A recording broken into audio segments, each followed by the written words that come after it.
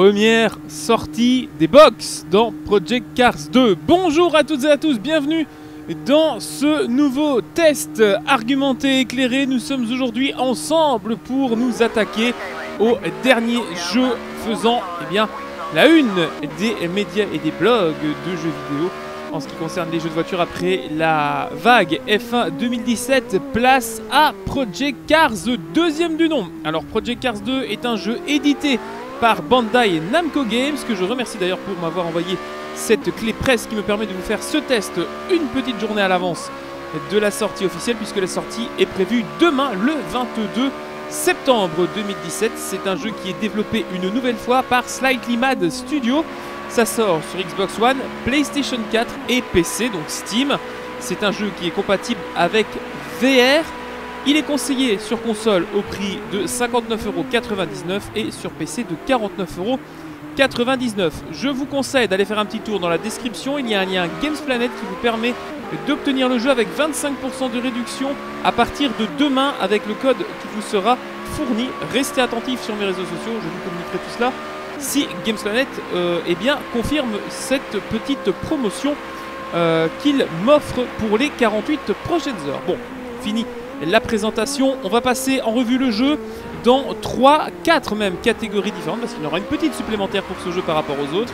Tout d'abord le contenu, ensuite la réalisation, le gameplay et enfin la partie e-sport multijoueur, et enfin on conclura sur le test de ce jeu. Alors sachez qu'avant de réaliser ce test, j'ai joué un total de 5 heures au jeu, histoire de me donner quand même un avis plutôt construit et essayer de jouer assez pour découvrir quelques petits gameplays originaux et différents. C'est toujours assez sympathique. Alors d'abord on arrive dans le menu. Alors vous le découvrez avec moi.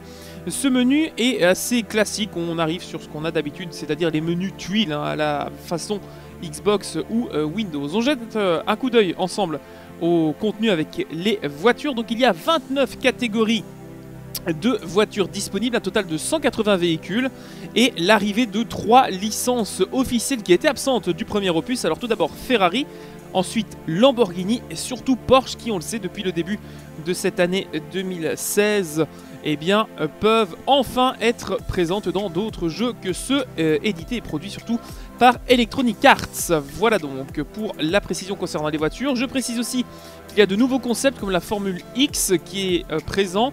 La Formule C a été retravaillée, la Formule A également, mais la perte de la Formule B est à noter. Pourquoi? Je ne sais pas, c'est un peu dommage. Nous avons les licences officielles de l'IndyCar, du Rallycross WRX, de la Formule Renault.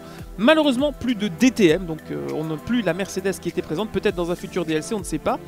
Je vous passe rapidement en accéléré également l'ensemble des circuits présents dans le jeu avec leurs variantes. Il y en a un peu plus parfois, mais vous avez déjà une petite idée de tout ce qu'il y a à votre disposition. Donc 60 lieux pour vous amuser avec 130 configurations différentes. Avec une première réaction tout de même pour moi, c'est que ça manque cruellement de circuits classiques. Une nouvelle fois, vous le savez, c'est ce qui a fait la promotion et la réputation du premier Project Cars.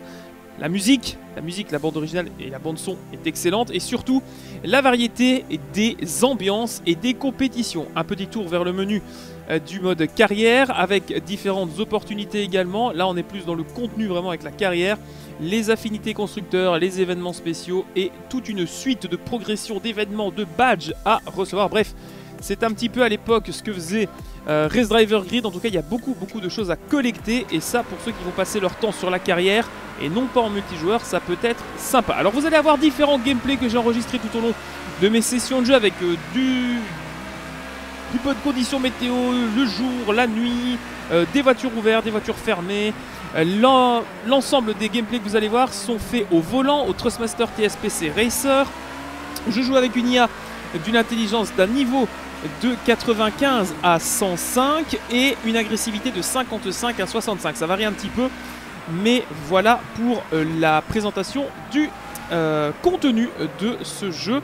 Je pense n'avoir rien oublié, si ce n'est une forte présence des réseaux sociaux, de l'e-sport bien entendu qui a sa page dédiée, et d'un mode carrière qui est à l'image de ce qui était le premier, en un peu plus varié et un petit peu plus complet. On y a désormais plus de possibilités, et par exemple si vous souhaitez commencer par la Formula Rookie, cette petite formule Ford dans la carrière, et bien vous pourrez débuter par exemple en Amérique, en Angleterre ou en Asie.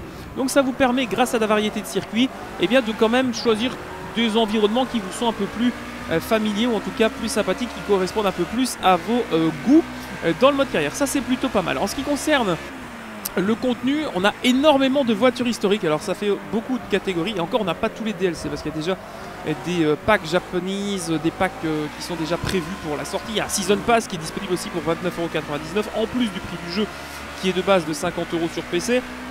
Donc franchement, en termes de contenu, on va à mon avis être encore rincé de DLC, d'extensions, etc. etc. Pour ce qui est des voitures présentes dans la version de base, donc celles que vous allez acheter et mettre dans votre console ou votre compte Steam, il y a de quoi faire. Honnêtement, il y a de quoi faire. Alors après, tout le monde va y trouver son compte. Moi, j'ai eu un gros coup de cœur pour la Clio Cup, pour la Formule Renault 3.5 qui ont un petit peu évolué. C'est vraiment très agréable. Je vous présente ici du LMP2 à Long Beach, pardon, de nuit avec une Ligier. Donc c'est vraiment très très sympa. Un petit coup d'œil aussi sur le HUT en passant. Mais franchement, en termes de contenu, il n'y a vraiment pas à se plaindre. Il y en a pour tous les goûts. Ça va du karting au rallycross, aux voitures anciennes, aux voitures modernes, aux Formule 1, à l'IndyCar. Il y en a pour tout le monde. La NASCAR, je pense qu'il n'y a pas un style de course automobile qui n'est pas présent dans le lot des 29 catégories. Voilà donc pour le contenu. Passons maintenant à la réalisation du jeu. Je vais passer pêle-mêle plusieurs choses qui sont plutôt agréables. Donc, les phares sont bien réalisés. Oui, je commence bien par quelque chose. On va commencer par ça. Les essuie-glaces. Alors moi qui suis un gros fanat des petits détails, la possibilité d'avoir 2 vitesses d'essuie-glaces, c'est peut-être bête, c'est idiot, mais moi ça me plaît. Les conditions météo sont encore une fois impressionnantes. Alors certes, Project Cars premier du nom avait été très impressionnant par la nouveauté graphique qu'il apportait. Vraiment, tout le monde avait pris une claque. C'était beau, c'était soi-disant incroyable. Ça l'était en partie. On va quand même pas se mentir qu'il y avait beaucoup de déceptions en termes graphiques, en termes d'aliasing, etc. C'était un petit peu moins bien que ce qui était promis. Il fallait une machine de guerre pour le faire tourner. D'ailleurs, vous avez la description de ma machine dans la description si vous ne me connaissez pas. Et ici, pour le coup, ça n'est pas une claque. Ce serait mentir de dire que c'est une claque, mais c'est beau. On ne peut pas dire qu'il est moche. Les conditions météo sont bien faites. Ça peut toujours être amélioré comme tout. Mais honnêtement, que ça soit les retours de flammes, on va le voir ici avec la McLaren, je pense. Il y a vraiment, en termes d'ambiance et de conditions météo et de période de jour, de nuit, de reflets, de chaleur, vraiment au niveau du détail, c'est quelque chose de très très propre. Quand il n'y a pas de bug, je vais y venir. On peut régler évidemment le FOV, la caméra, le volant, est-ce qu'on peut être plus près, plus haut, on peut régler son siège, etc. Ça paraît bête, mais je le précise tout de même parce que certains me posent souvent la question. Le cycle jour-nuit est disponible avec une usure des pneus, une usure du carburant aussi améliorée. Donc tout ça c'est plus dans le gameplay, mais on va quand même en parler tout de suite. Évidemment, les conditions de piste et les conditions de journée vont influer sur le comportement de votre voiture. Donc la température des pneus, vous pouvez avoir quand même quelque chose d'assez immersif. Vous pouvez choisir le nombre de séances, à quelle heure, avec quelle météo. Donc à ce niveau-là, vous pouvez tout modeler. Je pense que le jeu qui est le plus complet encore à ce niveau-là, ça reste Air Factor 2. Vous pouvez quasiment à la minute près choisir quand il va pleuvoir et à quelle intensité, etc. Donc à ce niveau-là, je pense qu'il n'y a pas trop à se plaindre. Après, je précise aussi que selon les voitures, vous avez différentes possibilités dans le menu de jouer. Donc soit avec les aides réalistes ou les aides enlevées, et ça a vraiment aussi une influence. Voilà, donc ça je voulais vous le dire aussi. Alors, au niveau des améliorations, il y a une petite amélioration des sons de certaines voitures. En tout cas, les sons d'ambiance sont beaucoup plus agréables. Les moteurs sont certains retravaillés, d'autres sont quasiment les mêmes que sur Project Cars 1 sans vous mentir. Donc j'ai été très très agréablement surpris par la Formule Renault 3.5 qui fait un bruit de V8 absolument magnifique, honnêtement. C'était très agréable. Alors le jeu tourne en 4K 30 FPS ou comme dans cette vidéo en 2K 60, mais je vous rappelle qu'il ne faut pas vous fier non plus à la qualité de cette vidéo parce que ça reste compressé par YouTube et ça n'est pas forcément la vraie qualité du jeu sur votre écran. Alors effectivement c'est une amélioration, mais ça n'est pas une claque comme le premier, je vous le précise. Donc le mode carrière est bien plus complet, le menu est plus intuitif, c'est plus sympa honnêtement. Au niveau de la réalisation, on va vous aider aussi à faire des choses plus sympas avec des nouveaux modes. Bon, je reviendrai dans la partie e-sport, mais vous avez un nouveau mode de réalisation et de TV. Donc il y a eu un peu plus de travail de ce côté-là, mais j'y reviendrai vraiment à la fin quand j'évoquerai avec vous l'e-sport, parce que ça fait plus pour moi partie de ce côté-là. En tout cas, au niveau de la réalisation, je voulais juste terminer en disant qu'il y a un mode photo qui est très correct, il fait bien le taf, aussi bon que le premier. Et honnêtement, pour avoir suivi les différents groupes dans lesquels je suis, concernant la sortie du deuxième opus, il y a vraiment eu de très très belles photos réalisées. Donc franchement, si vous voulez vous faire des beaux fonds d'écran, il y a moyen. Alors ici du rallycross à l'Oeac. Je rappelle évidemment qu'en termes de contenu, il y avait bien évidemment les licences officielles avec les circuits du WRX. Hein. Je ne l'ai pas précisé, mais il y a l'Oeac, il y a Hockenheim, je crois, il y a encore un ou autre tracé. Donc franchement, voilà, il y a Daytona, je crois. Donc voilà, si vous voulez voir du rallycross, je vous en ai montré un petit peu ici avec la Polo. Voilà donc un petit peu pour la réalisation. Je pense n'avoir rien oublié. On va entrer dans le vif du sujet. Le sujet qui fâche pour certains, le sujet qui divise pour les autres. Le gameplay, la physique du jeu. Alors, je vais essayer de ne pas être trop divisé et pas trop m'éparpiller. Je vais essayer de rester concis et clair, même si je vous avoue que ça ne va pas être simple de ne rien oublier. Alors, vous savez que quand Project Cars 1 est sorti à l'époque, il y avait énormément de problèmes de reconnaissance de volant, notamment sur PC. Ça a été compliqué pour la calibration de ce qu'on appelle le force feedback, donc le retour de force de votre volant.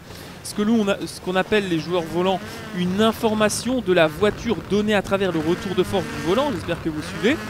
Et en plus, quand P-Cars 1 était sorti, notamment sur console à la manette, c'était absolument inconduisible. Que ça soit le karting, la Formula Rookie, la monoplace, c'était absolument injouable. Depuis, ils se sont rattrapés, fort heureusement, sinon c'est vrai que ça aurait peut-être quasiment déjà coulé la série dès le premier opus.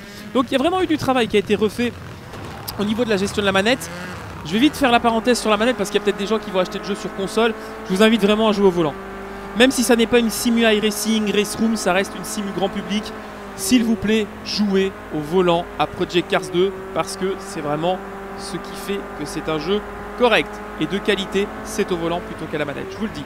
Alors, au passage, on est actuellement sur un combo qui, moi, m'a absolument conquis. La Clio Cup, la Clio 4 Cup avec son châssis absolument génial et surtout des conditions un petit peu humides. C'est vraiment, vraiment excellent et j'ai pris un pied monumental avec cette bagnole. Donc franchement, là, c'est vraiment mon coup de cœur dans ce début de jeu avec ce P-Cars 2. Et la seule chose dont j'ai envie maintenant, c'est de repartir tester d'autres circuits avec cette voiture. Allez, on revient sur donc la partie gameplay et la physique. Donc le force feedback de base est disponible avec 3 variétés. Donc vous avez une variété douce, une variété normale et une variété brutale. Donc vous devez sélectionner d'abord votre paramètre si vous souhaitez quelque chose de vraiment plus hard, etc. Et ensuite à vous de calibrer l'intensité de votre force feedback.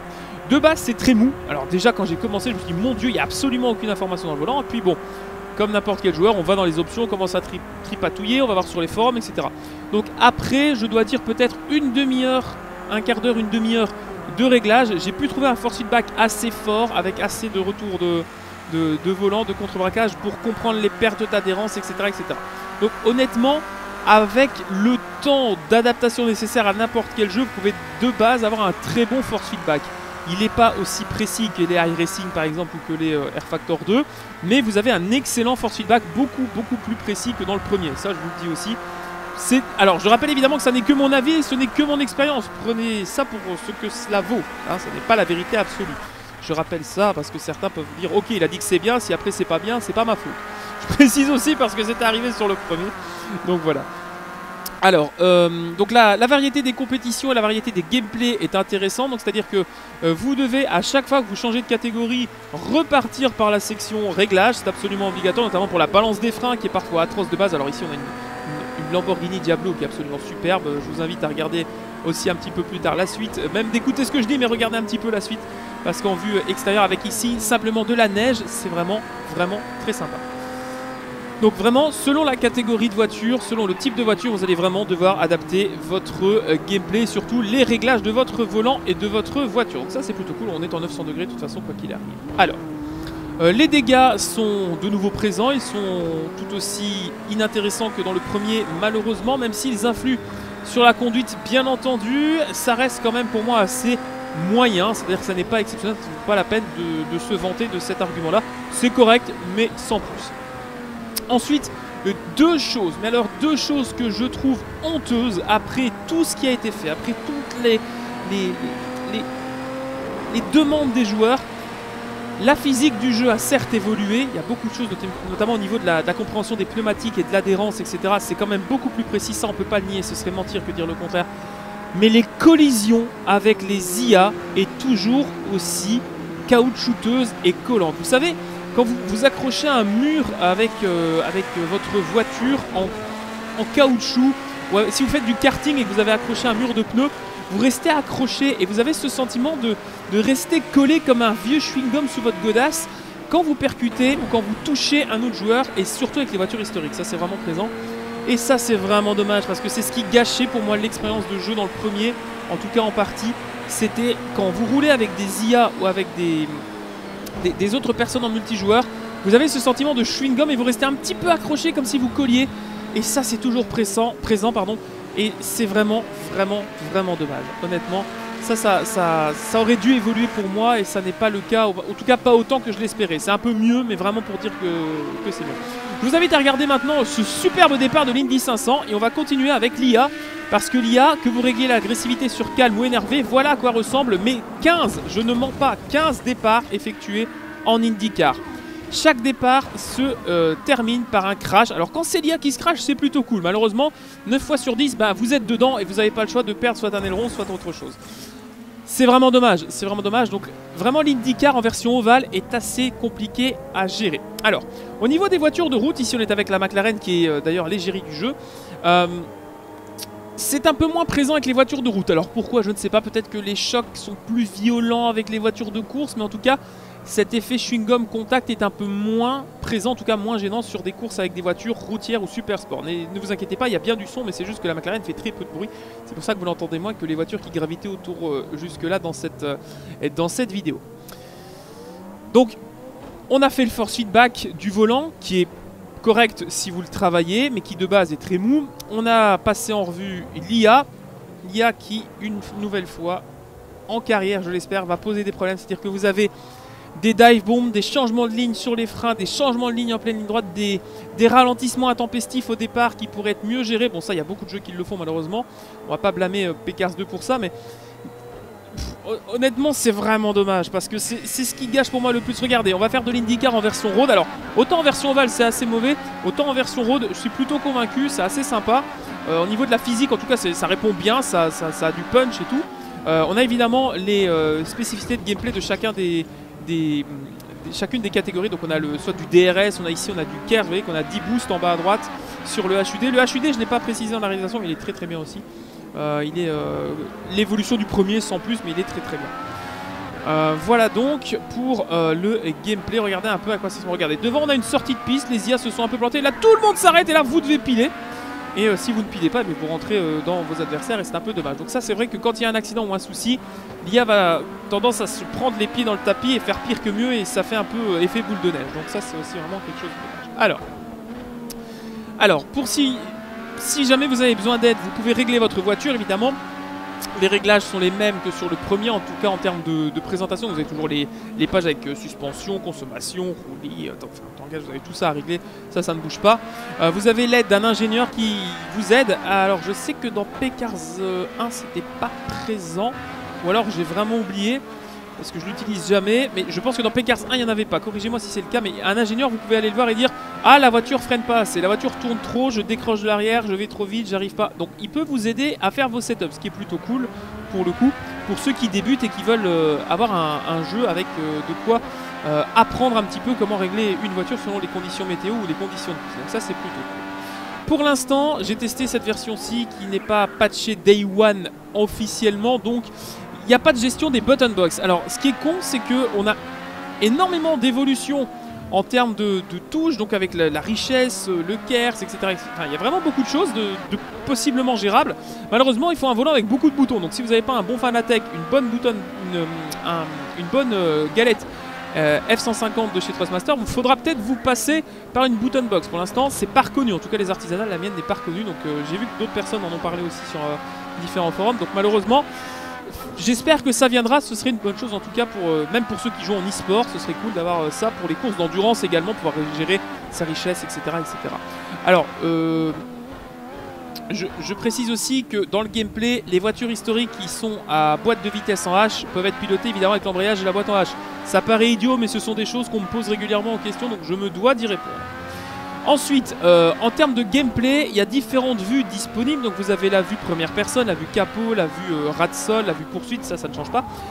Je vous ai mis pas mal de gameplay de la vue casque parce que pour moi la vue casque est celle qui a le plus évolué. Elle est beaucoup moins vomitive. Franchement, elle est beaucoup moins vomitive que dans le premier où on était un petit peu parfois en train de faire en train de nager, on se pensait qu'on avait un peu bu.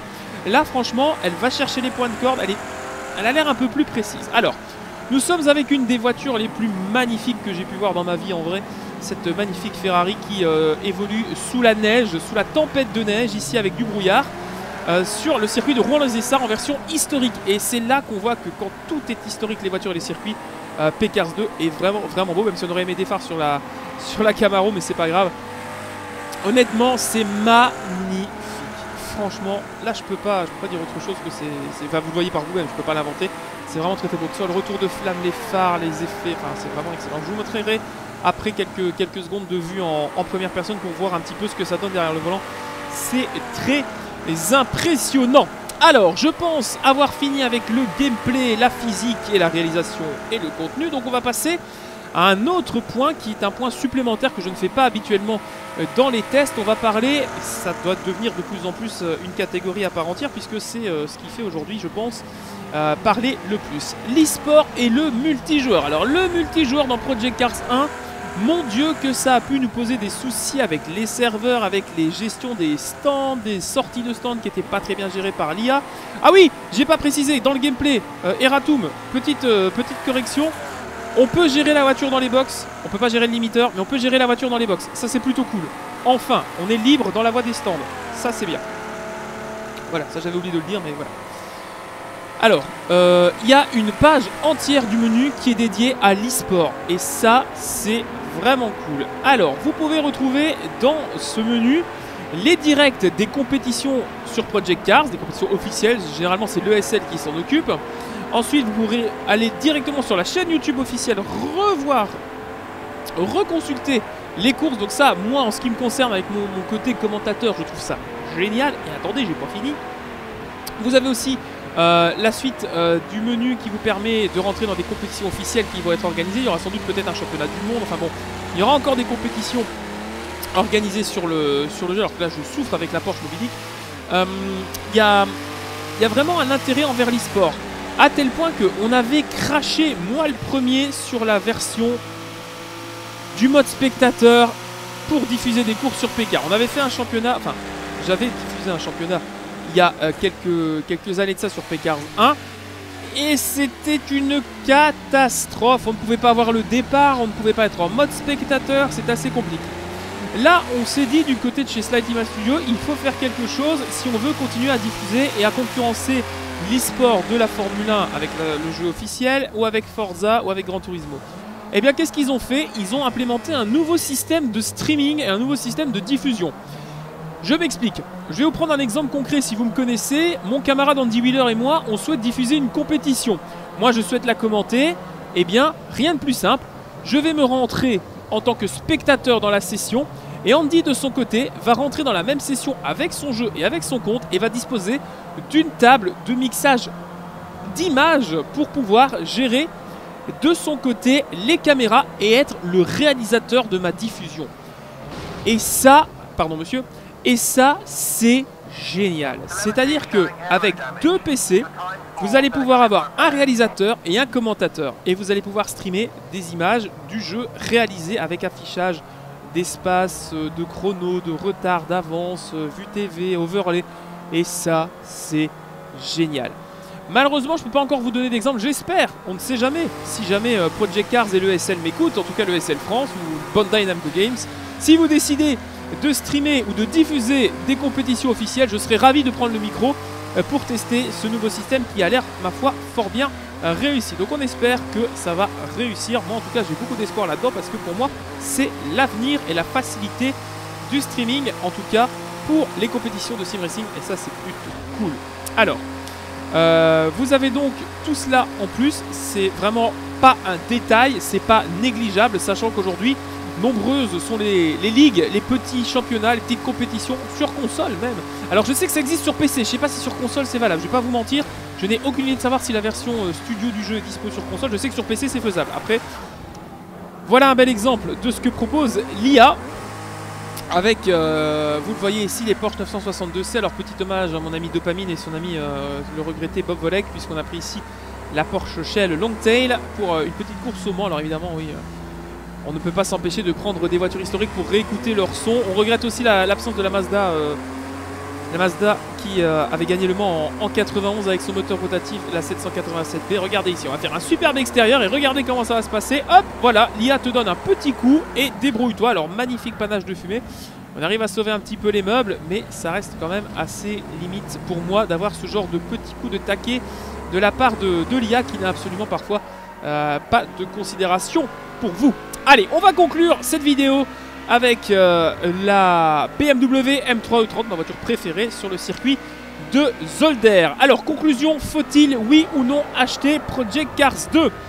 Eh bien, ce serait vous mentir de dire que c'est un mauvais jeu, c'est un bon jeu. Il faut acheter Project Cars 2 si vous aimez le sport auto. Si vous êtes fan de l'histoire du sport auto, vous avez pas mal de variétés, pas mal de gameplay. Si vous jouez au volant, c'est un plus. Si vous jouez à la manette, ça peut être cool, mais à vous de prendre le temps de bien configurer le jeu pour ne pas être frustré.